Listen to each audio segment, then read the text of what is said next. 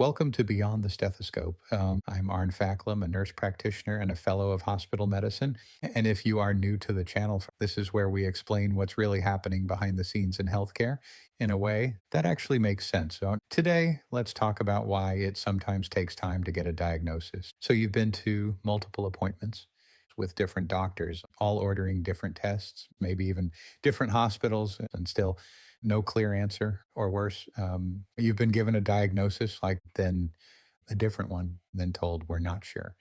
And you're left thinking, how can medicine be this advanced and still not know what's wrong with me? A quick pause. If this is the kind of stuff you wish someone had talked with you about before your last hospital visit, do me a favor and hit follow wherever you're listening. And on YouTube, smash the like button and subscribe.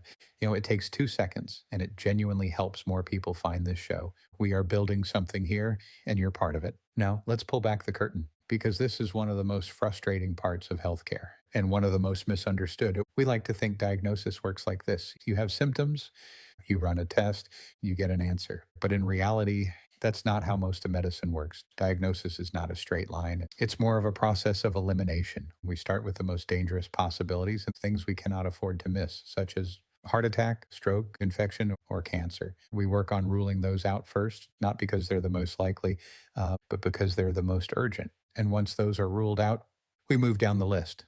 But here's the challenge. Many conditions share the same symptoms. Let's say you have fatigue, could be sleep deprivation or anemia or thyroid disease or depression or heart problems or something else entirely. How about chest pain? It could be muscle strain, reflux, anxiety, or of course might be something cardiac. So we don't just test once, we test in layers. Each step gives us a little more information, a piece of the puzzle, but rarely the full answer right away. And sometimes your body doesn't read the textbook, and sometimes the symptoms evolve. Conditions declare themselves over time. So what looks like one thing today may look very different in a week. And that's why diagnosis can take time, not because no one is trying, but because medicine is working through uncertainty. Now, let's talk about something important. Now, as a patient, it feels like no one knows what they're doing, or even worse, that no one is listening. But from the provider side, we are taking in information constantly, reassessing it, constantly updating the picture. And sometimes the safest thing we can do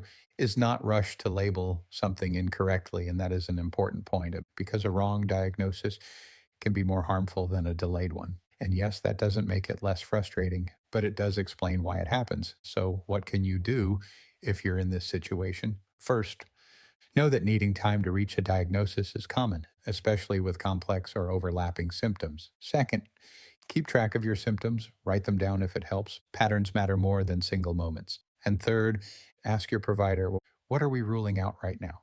And what's next if this test is negative?